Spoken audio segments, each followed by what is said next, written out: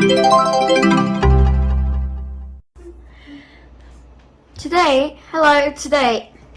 I'm going to show you a book called Time Traveling with a Hamster. Now, it might not look like much, but it's actually very fun. The words say, my dad died twice, but only the second time was my fault. He's actually time traveling with a hamster. It's by Welford. The blurb says, I suppose if you asked me before, I would have said a time machine might look something like a submarine, or perhaps a space rocket. Instead, I'm looking at a laptop and a tin tub from the garden center. This is my dad's time machine. It's about to change the world. Well, mine at any rate. Al Chudbury has the chance to save his dad's life, but he must travel to 1984. This astonishing and original novel will make you laugh, cry, and wonder, and wish you could turn back time to start reading it all over again.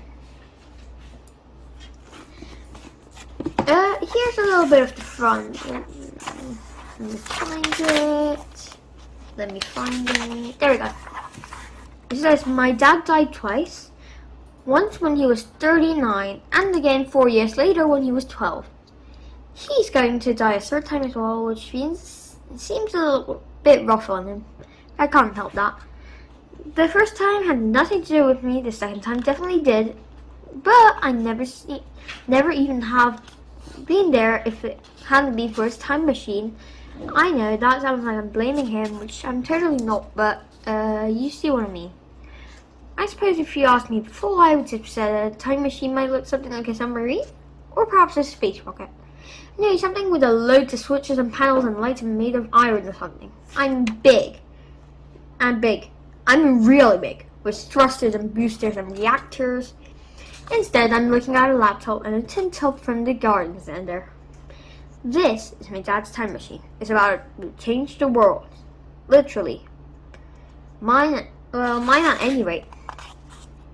Just across the road from the house where he used to live before Dad died, the third time, in an alleyway that leads to the next street with a patch of grass and with some bushes and straggly trees growing on it. I call it the jungle. When I was little, because in my mind, that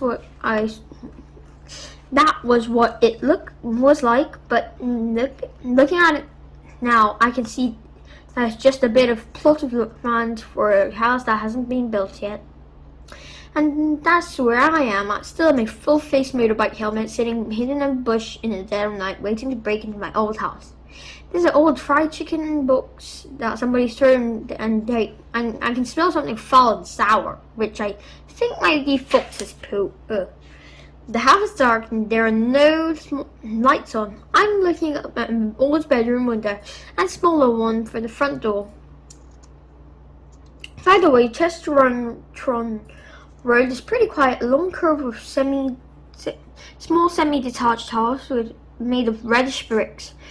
When they first built, they must have all looked exactly the same, but now people had added fancy gates, garage extensions, even a massive monkey puddle tree outside old Mr. Frazia's. So these days they're all a bit different. So that's the start. Here's the plot. So, a boy goes back in time by sneaking into the neighbor's garden, and then going to get the time machine, and then he accidentally makes a mistake and kills his dad the second time, and then he goes back again to undo it, sorta, and everything goes right in the end. Also, his dad ends up breeding. There's one little change, is that he ends up breeding a lot of hamsters because he sent a hamster back in time. It's a very fun book. I highly recommend it, as always. Especially for people who like action-packed stuff. Like, I'm not really sure, but like Harry Potter, I suppose. But I hope you have a great time reading this. And thank you for watching the video. Bye!